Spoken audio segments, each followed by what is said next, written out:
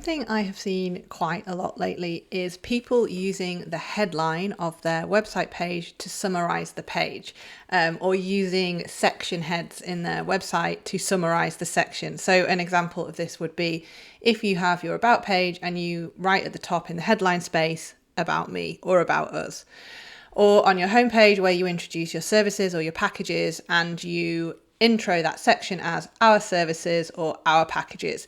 So the problem with summarizing the section or the page in the headline is that it's obvious for a start, and you are using prime real estate to say something they already know.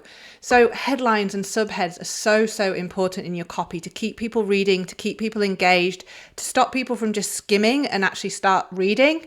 So it's vital that we actually use these headlines and the subheads as you go down the page to actually state a benefit, state something that's going to stop a skimmer in their tracks, or say something that's really going to intrigue someone and want them to read on.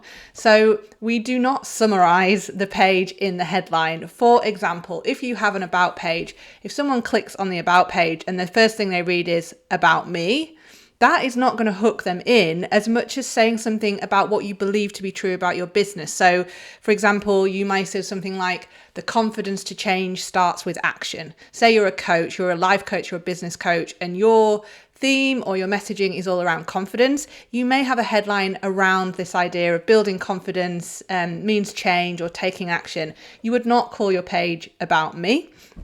Similarly, if you have packages or services, instead of saying our services, say something like 3 ways I can help your business boom in 2023, or something that's actually going to make someone stop and read the section rather than it just being a summary of what the section already is.